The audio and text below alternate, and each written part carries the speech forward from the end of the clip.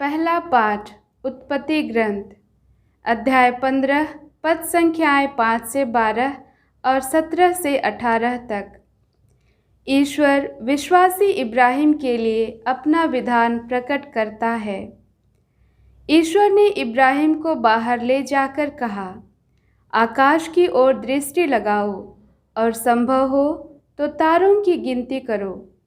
उसने उससे यह भी कहा, तुम्हारी संतति की संख्या इतनी ही बड़ी होगी।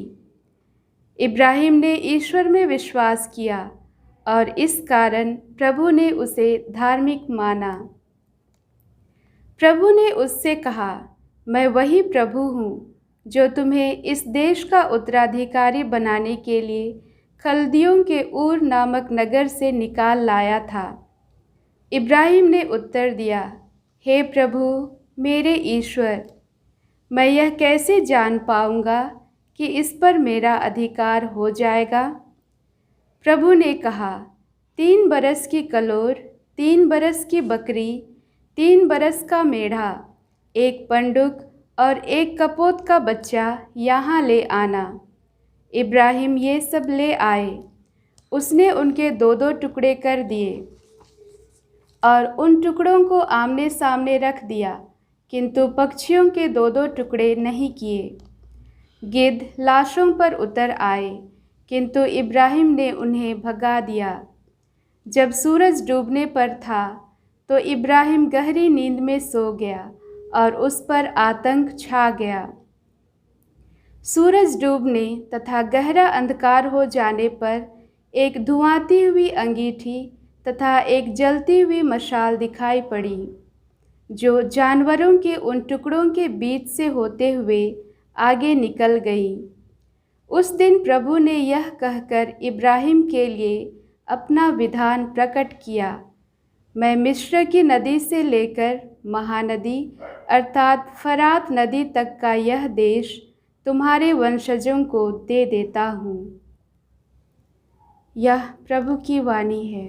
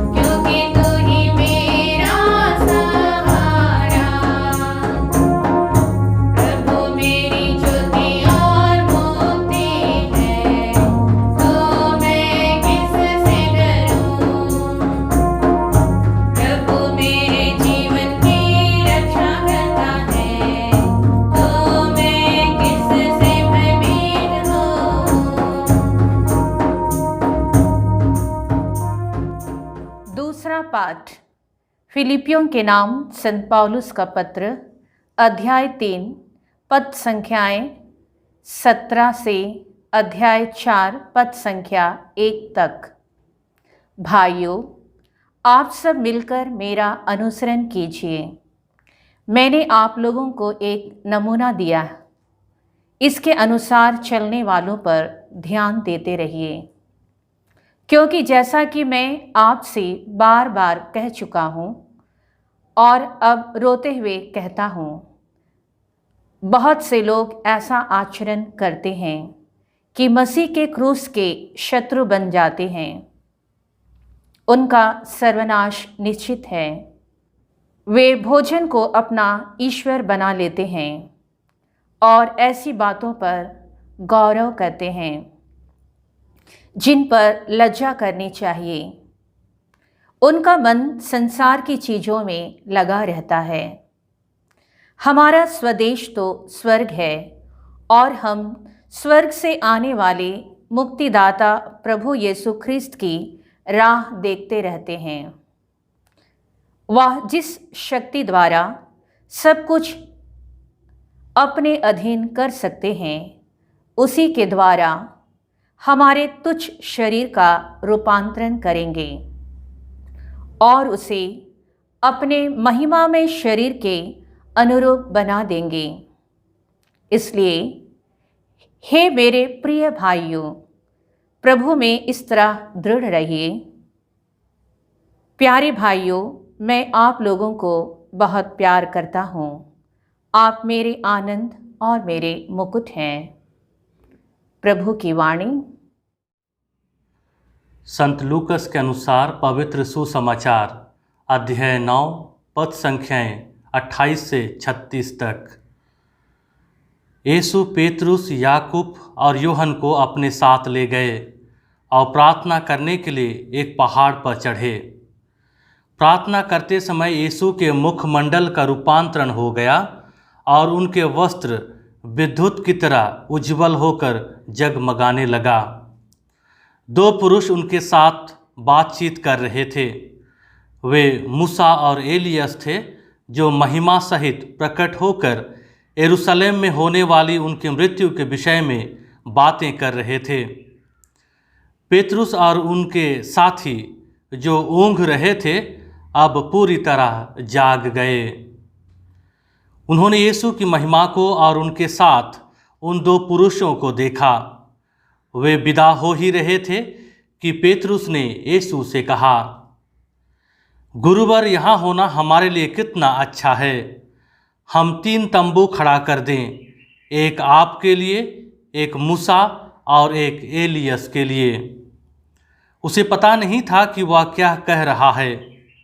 वह बोल ही रहा था कि बादल आकर उन पर छा गया और वे बादल से घिर जाने के कारण भयभीत हो गए। बादल में से यह वाणी सुनाई पड़ी, ये मेरा परम प्रिय पुत्र है, इसकी सुनो।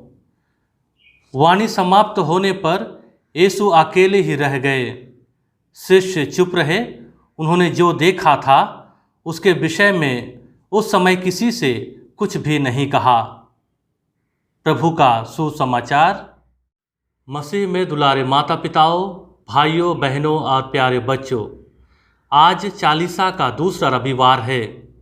चालीसे के शुरुआत में ही अब्राहम के बारे में हमें 2 कारणों से बताया जाता है। पहला, अब्राहम के समान विश्वासी बनने का निमंत्रण देने के लिए। दूसरा, अब्राहम का अपने पुत्र इसहाक का बलिदान चढ़ाना पिता ईश्वर का अपने इकलौते पुत्र के बलिदान का पूर्वाभास है, जो 1800 साल बाद घटित होने वाला था। प्यारे भाइयों और बहनों, आज का पहला पाठ हमारे सामने ईश्वर और अब्राहम के बीच बने विधान को रखता है। ईश्वर ने अब्राहम को वंशज और एक देश देने की प्रतिज्ञा की थी। ईश्वर इस संसार की रचना की, मनुष्यों पर अपनी योजनाओं को नहीं थोपा, बल्कि अपनी योजना मनुष्यों के सामने रखी और उनको इसे स्वीकार करने या नकारने का फैसला स्वयं करने दिया। बाइबल हमें इस्राएलियों द्वारा ईश्वर और उनकी योजनाओं की स्वीकृति और अस्वीकृति की कहानियाँ निरंतर बताती है। प्यारे भाइयों और बहनों, जब अब्राहम ने प्रतिज्ञाओं की पूरी होने का चिन्ह मांगा, तब ईश्वर ने अब्राहम के साथ एक विधान की स्थापना करता है। ईश्वर उसे पशु पक्षियों को लाने और दो दो टुकड़े करने को कहता है। सूरज डूबने पर अब्राहम गहरी नींद में सो जाता है। तब जलती मशाल दिखाई दिया जो जानवरों के टुकड़ों के बीच से होते हुए आगे निकल गया। यह ईश्वर की उपस्थिति का चिन्ह था। पुराने समय में जब विधान बनता था तो वे पशु पक्षियों के टुकड़ों के बीच से गुजरते थे, जिसका अर्थ यह होता था कि अगर मैं इस विधान का पालन ना करूं तो मेरा भी यही हाल हो। प्यारे भाइयों और बहनों, जो विधान ईश्वर और अब्राहम के साथ बना था, उसमें अब्राहम को टुकड़ों के बीच चलने के लिए नहीं कहा गया, केवल ईश्वर उनके बीच से चलता है। दूसरे पाठ में संत पौलुस अपना अनुकरण करने के लिए कहते हैं और वह अपने आप को उदाहरण स्वरूप प्रस्तुत करते हैं। प्यारे भाइयों और बहनों, चालीसे के समय हमें अपने आचरण पर विचार करना चाहिए। हमें यह देखना है कि क्या हमारा आचरण उन लोगों के समान है जो स्वर्ग को अपना स्वदेश मानते हैं और जो इस बात पर विश्वास करते हैं कि हमारे मुक्तिदाता यीशु मसीह हमारे तुच्छ शरीर का रूपांतरण करेंगे। प्यारे भाइयों और बहनों, सुसमाचार में प्रभु यीशु अपने शिष्यों पेतरुस, याकूब और यूहन्ना को ईश्वर की महिमा का पूर्व अनुभव प्रदान करते हैं। पेतरुस उस अद्भुत अनुभव से बाहर नहीं आना चाहता है, लेकिन प्रभु पर्वत से नीचे लोगों के बीच जाने की चुनौती देते हैं। प्यारे भाइयों और बहनों, ख्रिस्तीय धर्म समाज को छोड़कर, जरूरतमंदों को छोड़कर अकेले किसी पर्वत पर ईश्वर का विशेष दर्शन करके बिताने का धर्म नहीं है, बल्कि लाचार बेसहारा लोगों की कराहना सुनकर उनके बोझ हल्का करने का है। परंपरागत विश्वास के अनुसार प्रभु का रूपांतरण ताबोर पर्वत पर हुआ। पुराने व्यवस्थान में मूसा और एलियस ईश्वर का अनुभव या प्रकाशना को पर्वत पर ही पाया। ईश्वर अपने को पर्वत पर ही प्रकट किया। सिनाई पर्वत पर मूसा को ईश्वर ने 10 नियम दिया। एलियस होरेब पर्वत पर भागकर छिप गया। वहाँ उसे मंद मंद पवन में ईश्वर का अनुभव मिला। प्रभु के रूपांतरण के समय यही दोनों मूसा और एलियस प्रभु के साथ प्रकट हुए। उन्हें ईश्वर का महिमा का अनुभव मिला था।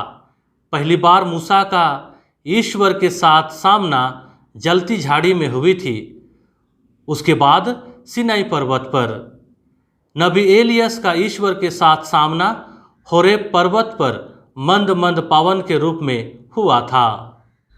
प्यारे भाइयों और बहनों, प्रभु के रूपांतरण के समय मूसा संहिता का प्रतिनिधित्व करता है और एलियस नबियों का। प्रभु यीशु संहिता और नबियों को पूर्णता तक पहुंचाता है। प्रभु यीशु में संहिता के लेख और नबियों की भविष्यवाणी पूरी होती है। प्यारे भाइयों और बहनों, पुराने व्यवस्थान में मूसा से ईश्वर बादलों के बीच से बोलता था। प्रभु के रूपांतरण के समय बादल में से आवाज आई, ये मेरा परम प्रिय पुत्र है, इसकी सुनो। प्रभु के बपतिस्मा के समय भी यही वाणी सुनाई दी थी। ये शब्द प्रभु के रूपांतरण का सारांश है कि प्रभु यीशु ईश्वर के पुत्र हैं, जिससे वह अत्यंत प्रसन्न है और हमें उनकी सुननी चाहिए। प्यारे भाइयों और बहनों, हमारे जीवन में पहला रूपांतरण हमारे बपतिस्मा के समय हुआ।